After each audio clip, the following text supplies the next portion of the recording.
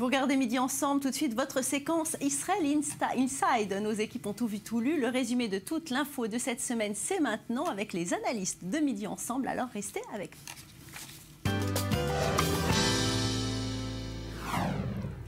On l'attendait depuis plusieurs mois. Benjamin Netanyahou a annoncé jeudi dernier un accord majeur entre son gouvernement et un consortium sur l'exploitation des réserves israéliennes de gaz naturel. Un accord qui pourrait rapporter des milliards de shekels à l'État d'Israël et faire baisser le coût de la vie des citoyens. Le reportage sous suite de Joseph Emmanuel, on en parle après. C'est un accord majeur que vient de conclure Israël, un accord sur le gaz naturel. Le Premier ministre israélien l'a annoncé ce jeudi. Et c'est la conclusion de longs mois de négociations entre son gouvernement et un consortium comprenant l'américain Noble Energy, un accord de plusieurs milliards de dollars. Je remercie le ministre de l'Énergie pour cet accord qui va rapporter des centaines de milliards aux Israéliens dans les années à venir. Des milliards de dollars pour enfin peut-être répondre aux exigences des Israéliens sur la vie chère. Je vais montrer cet accord à mon gouvernement dimanche. Je suis certain que nous allons le faire passer à une grande majorité. Et ainsi, nous allons contribuer à la réduction du coût de la vie pour les citoyens israéliens. C'est en 2010 qu'Israël découvre deux importants champs gaziers en Méditerranée, à 130 km de ses côtes. Les enjeux sont multiples, économiques, géopolitiques. Le Liban, Chypre ou même Gaza revendiquent la propriété. Mais les enjeux sont surtout internes. Les 238 milliards de mètres cubes des deux champs gaziers offriront à Israël une indépendance énergétique, mais également des possibles effets secondaires. Nombreux sont les pays d'Afrique et du Moyen-Orient à avoir été touchés par ce que les économistes appellent la maladie hollandaise. Du fait d'immenses réserves de pétrole ou de gaz, la devise dévalue, les secteurs exportateurs sont laminés, la corruption et le clientélisme se développent à vitesse grand V face à la manne que représente cet argent facile. Mais le gouvernement israélien se dit conscient des dangers et il espère au contraire inverser le phénomène de la maladie hollandaise pour non seulement utiliser son propre gaz, mais également le vendre. Si le Moyen-Orient ne manque ni de gaz ni de pétrole, il ne manque pas non plus d'ironie. L'Égypte, qui jusqu'à présent a été le principal fournisseur en gaz d'Israël, se dit très intéressée par l'achat du gaz israélien, mais dans cette nouvelle équation, l'Égypte devra faire face à une variable d'ajustement pas si simple à ajuster, le refus absolu de son opinion publique de commercer avec Israël. Et j'ai le plaisir d'accueillir Lise Barenbaum. Lise, bonjour. Bonjour. Alors, comment cette histoire a-t-elle commencé? Alors, c'est une affaire israélo-américaine qui a commencé dans les années 90 entre une major pétrolière texane qui s'appelle Noble Energy et un groupe israélien, Delek, qui est un espèce d'empire bâti entre autres sur des stations d'essence et des résidences de luxe. Derrière Delek, il y a la 6e fortune d'Israël, Yitzhak Tchouva, qui est un véritable self-made man. Donc, les deux se sont alliés, ont commencé à chercher dans le sable, puis dans la mer, et en 99, ils ont trouvé un premier gisement au large d'Ashkelon. Depuis 2 ans, ils en exploitent un autre, le champ de Tamar, qui se trouve au large de Haïfa, au nord d'Israël. Mais leur grand pari, c'est le Léviathan, ce qui veut dire baleine, qui pourrait contenir 600 milliards de mètres cubes de gaz. Donc c'est le plus grand champ gazier qui a été découvert en Méditerranée ces 10 dernières années.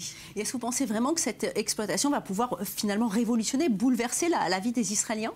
Alors en tout cas, ça pourrait déjà changer la donne énergétique du pays et rebattre les cartes des alliances géopolitiques au Moyen-Orient. Israël a été autosuffisant en gaz pendant 40 ans, mais aujourd'hui, Israël veut devenir une puissance exportatrice régionale. Ça constituerait une manne de 200 milliards de dollars, soit 200% du budget du gouvernement israélien et 100% du produit intérieur brut. En 2014, l'exploitation du champ de Tamar a déjà contribué à 0,3% du PIB.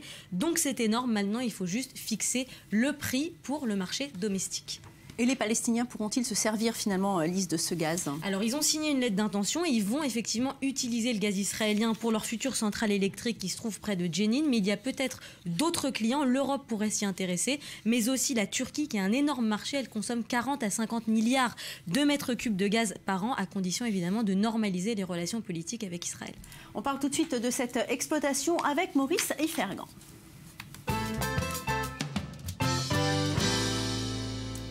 Maurice, bonjour. Bonjour. Alors, on parle beaucoup de la vie très chère en Israël. Est-ce que vous pensez vraiment que le portefeuille des Israéliens va voir la différence? Dans l'immédiat, peut-être pas, mais c'est ce que nous promet le gouvernement, que cette manne de milliards de dollars va servir à l'éducation, à la santé, aux allocations familiales et sociales. Maintenant, la question est que ce protocole de gaz va être adopté et tout le monde n'est pas d'accord. Il y a le ministre de l'énergie qui n'est pas du tout d'accord, qui veut étudier la question. Les députés commencent à rechigner parce qu'il y a en fait deux stratégies qui s'affrontent. La stratégie d'abord de Nobel et d'ELEC, ces deux sociétés qui forment un consortium, mais ici on les appelle un monopole, veulent gagner du temps et exploiter au maximum le premier gisement de Tamar avant d'aller dans de plus amples investissements, notamment celui de Léviathan. Alors pour Nobel et d'ELEC, un développement rapide devrait provoquer en fait une chute du prix du mètre cube de gaz et l'investissement dans le développement de Léviathan freiner les revenus de ce consortium. D'autant que les accords de vente de gaz à l'autorité palestinienne, comme vous l'avez dit, à la Jordanie et aussi et peut-être à l'Égypte, marquent le pas. Ces pays n'ont pas encore décidé effectivement d'acheter du gaz israélien. Alors de l'autre côté, il y a le gouvernement qui veut assurer au plus vite l'indépendance énergétique du pays. Pourquoi justement ? Justement pour ne pas laisser ces ressources naturelles sous la mer et de les utiliser pour faire baisser le coût de la vie et assurer un bien-être social au pays, mais et surtout ne pas dépendre d'un seul gazoduc. Donc ils veulent absolument que le consortium Nobel et d'ELEC entame dès maintenant le développement vraiment du plus gros gisement Léviathan. L'objectif, c'est de lutter contre les monopoles et indexer le prix fixé. Alors le prix fixé, il a été fixé à 4,70. C'est pas énorme, mais c'est un prix qui permet effectivement aux deux sociétés Nobel et d'ELEC de s'en sortir à moyen terme. Alors, le fait que l'empressement des autorités à signer ce protocole qui n'est pas anodin du tout, finalement, vient aussi du fait que les autorités ont l'œil fixé sur autre chose, sur l'Iran, qui est le plus gros producteur de gaz et qui a des réserves, les plus grosses réserves du monde. Or, bientôt, on aura affaire à la levée des sanctions contre l'Iran, ce qui fait que le marché va être inondé de gaz iranien et donc les prix risquent de chuter. Et ça, le gouvernement veut agir avant qu'on arrive à cette situation.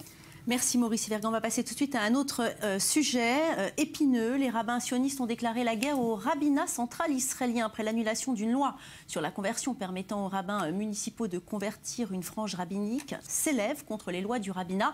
Les conversions aujourd'hui non reconnues continuent donc, notamment pour faciliter le processus aux immigrants de l'ex-URSS. Et au milieu de cette polémique, le gouvernement qui va devoir prendre position. Le reportage de Lise et on en parle après.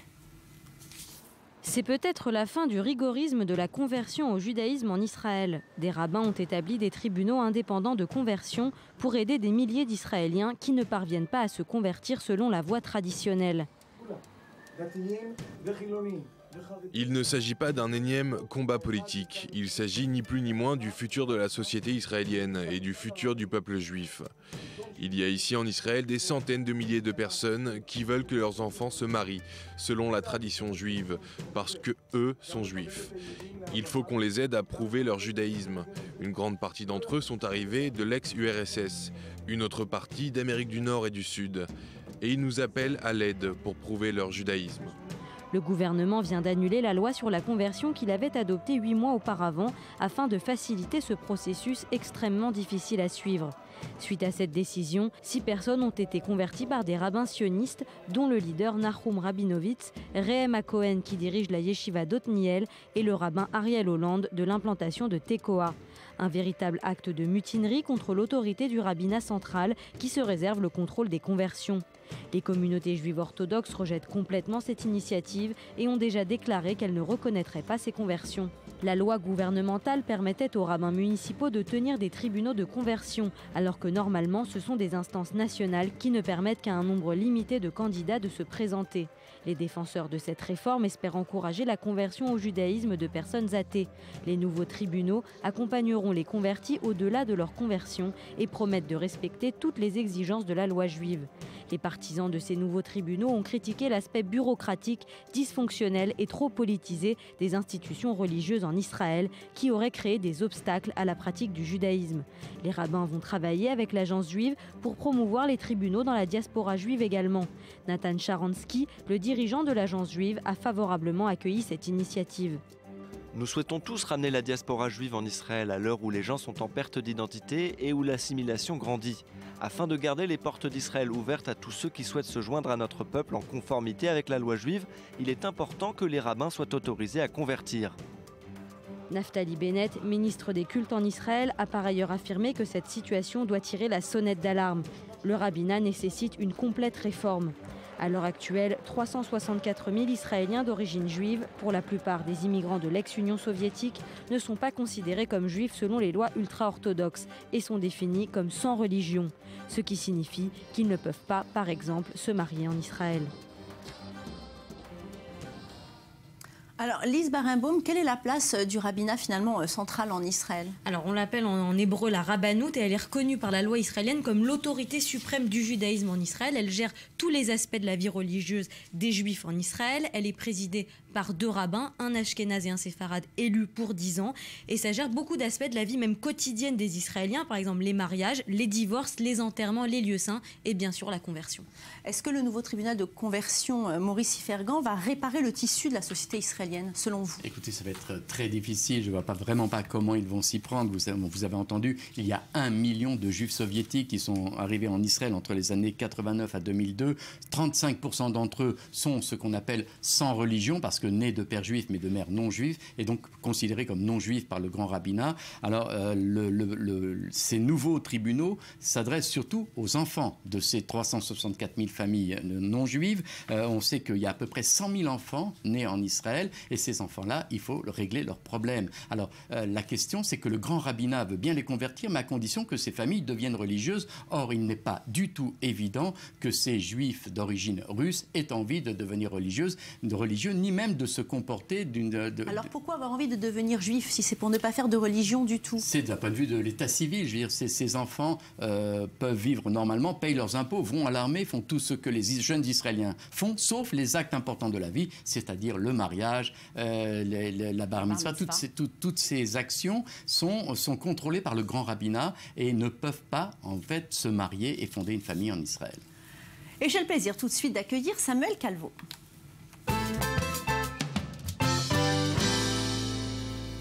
Alors Samuel, vous nous avez parlé la semaine dernière du fameux Tel Aviv sur scène. Il y a eu toute une polémique. Alors finalement, ça s'est bien passé. C'était une réussite ou pas?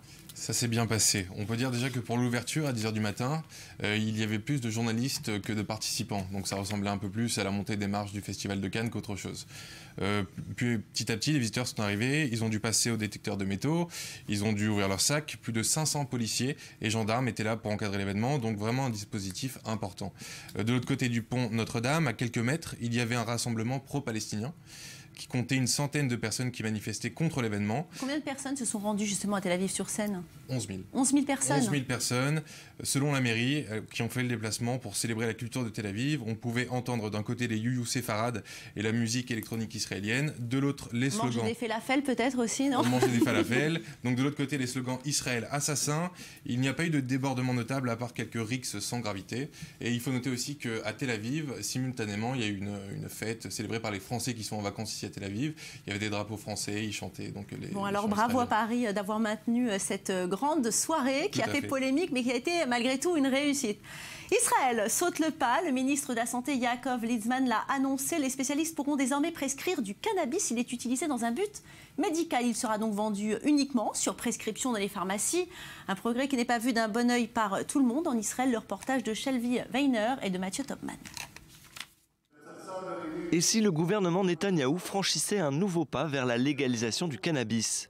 Sous l'égide de Yaakov Litzman, le ministre de la Santé et leader du parti ultra-orthodoxe Judaïsme unifié de la Torah, un comité parlementaire se réunit pour simplifier l'accès au cannabis médical. Il y aura un médecin en charge du cannabis, lequel sera distribué par notre réseau de pharmacies. La marijuana médicale est déjà légale en Israël, mais son accès est encore trop complexe avec beaucoup d'attentes et de déboires bureaucratiques. Malgré ces difficultés, Israël est considéré comme un pays pionnier dans ce domaine. Cette nouvelle avancée légale permettrait aux agriculteurs d'explorer de nouvelles techniques pour soigner une grande variété de symptômes et maladies. Nous faisons pousser une grande variété de plantes, certaines avec une grande concentration de THC et d'autres avec beaucoup de CBD. Et nous pouvons accorder le bon pourcentage selon les besoins de nos patients. Certains pensent qu'Israël est l'endroit parfait pour lancer un plan d'une telle envergure. Nul doute que de nombreux individus pourraient bénéficier des vertus du cannabis. Service militaire obligatoire, guerres et attentats, le pays compte environ 10% de personnes souffrant de stress post-traumatique, soit 3 fois plus qu'aux États-Unis. Tu ne sais jamais quand ça va commencer, quand l'alarme va se déclencher, quand des terroristes vont sortir d'un tunnel. On ne sait rien, la situation est incertaine et on a peur. Au-delà de l'intérêt médical, on parle également en Israël d'une légalisation complète du cannabis. Cette nouvelle industrie pourrait générer des millions de shekels entre le produit des ventes et les impôts prélevés par le gouvernement, sans parler des économies faites par l'abandon de la lutte contre les narcotrafiquants. À titre d'exemple, dans le Colorado aux États-Unis, la vente de marijuana a généré près de 700 millions de dollars et devrait atteindre le milliard en 2016. Si Israël entre dans le bal, le pays pourrait bien devenir un des leaders de ce secteur.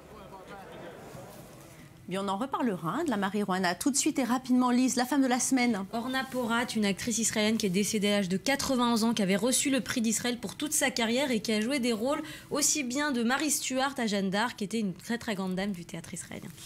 Eh bien voilà, malheureusement, Israël Inside, c'est fini. On se retrouve la semaine prochaine. Lise, Maurice, Samuel, merci à vous d'avoir été là. Vous, chers téléspectateurs, surtout ne changez pas de chaîne. Notre déjeuner ensemble, c'est pas terminé.